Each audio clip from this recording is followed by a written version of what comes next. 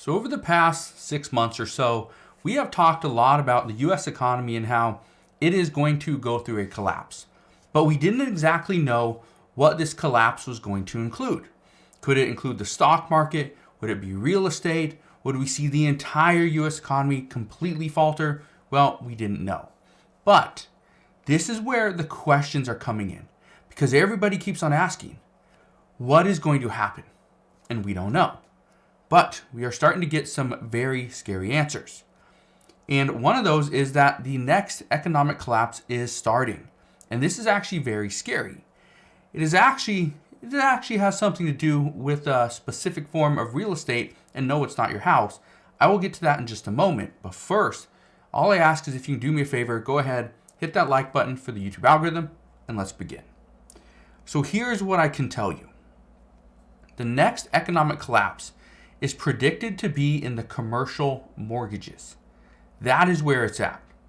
These are much bigger than a typical 30-year fixed rate home loan. These are, these are less, because right now there's actually less commercial real estate holders than there are home loans. That is a big issue, because if one starts to falter, the rest will follow. Again, this is very troubling. Now, according to TREP, they say that this year, roughly $270 billion in commercial mortgages held by banks are set to expire. And within the next 5 years, another $1.7 trillion will follow. Now, what does this mean? Well, as a commercial mortgage expires, what we are going to see is that those payments that were being made to the banks are going to stop. So in the next 5 years, we're going to have, $1.67 trillion that is not going to be going to the banks. Okay? Those payments will stop. Here's the issue. We already have a banking crisis. We already have liquidity issues. So right now, the commercial mortgages, the money not going into the banks after the next year or potentially 5 years, this is going to create even more trouble for the banking system. That is an issue. But here is one of the problems with commercial mortgages. If a commercial mortgage cannot be paid back, then the lender who financed that mortgage will take the property back and attempt to sell it at its current value. Here's the issue. A lot of this real estate was purchased, again, and commercial mortgages are different than typical real estate, because you get 5, 10, 15 year, potentially even a 25-year commercial mortgage. But 5, 10, 15 years are the norm. So think about 5 years ago, when was that? 2018. Real estate was very expensive. Now it's coming down because of interest rates.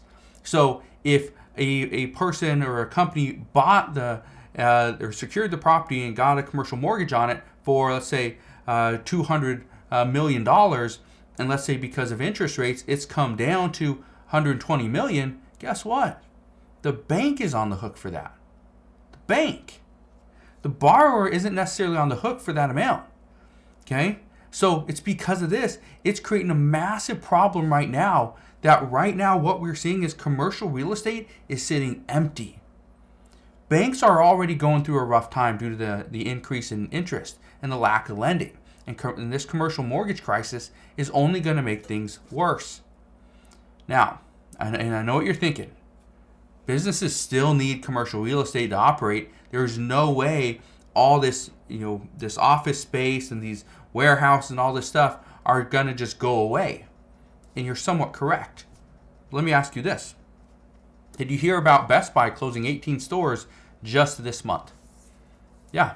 One company in 1 month closed 18 stores. That's Best Buy.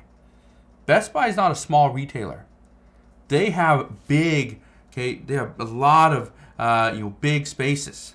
What do you think is going to happen to those large empty spaces?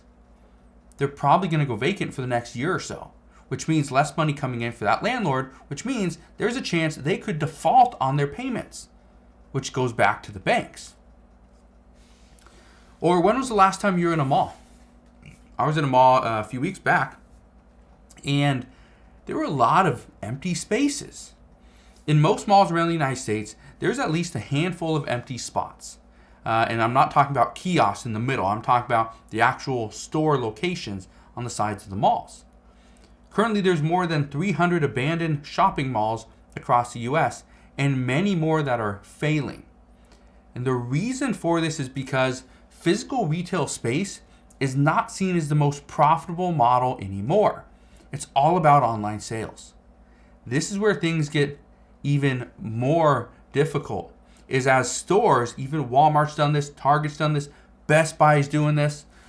We've seen this with many, Toys R Us, they did this, right? And we've seen a lot of stores completely get away from the physical brick and mortar locations and go all online. Guess what? That means those office buildings, those retail locations are sitting empty, which means commercial real estate holders, they're left holding the bag. But guess what? If they can't pay for it, it goes back to the bank. And if the bank can't pay for it, well, there's somebody else that has the money.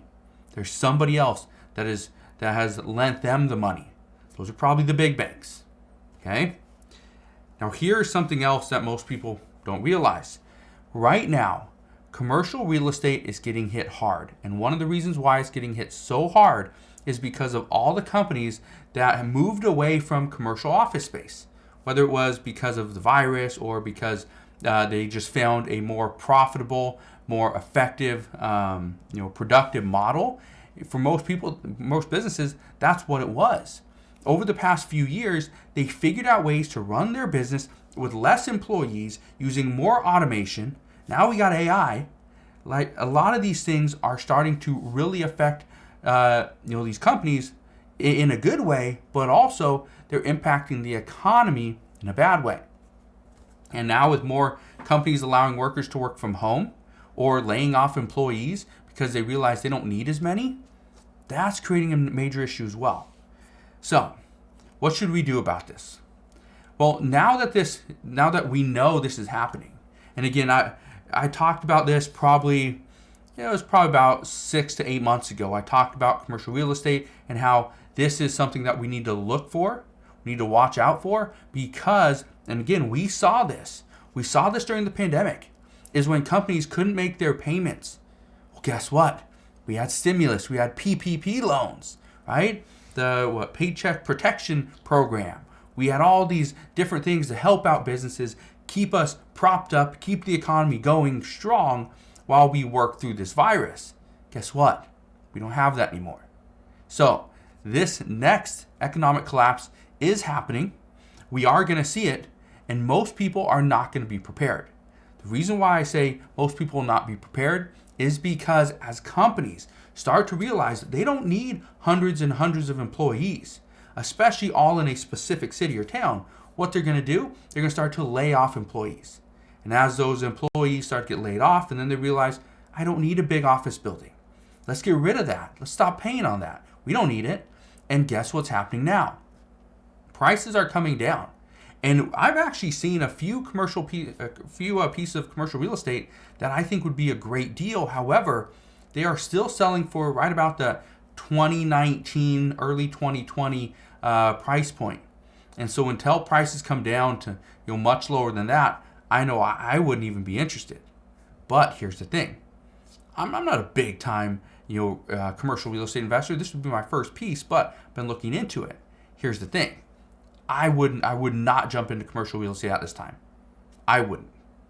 I don't know about the other, the big guys out there that, have billions and billions of dollars in commercial real estate. Maybe they would. But according to experts, nobody's going to buy commercial real estate at this time until we have a definitive answer from the Fed. What is going to happen with interest rates? What is going to happen with the U.S. economy? And what should they do moving forward? So, as we get more information on that, I promise I will fill you in on all the latest news and updates. Again, thank you guys for watching. Consider subscribing, and I'll see you guys on the next one.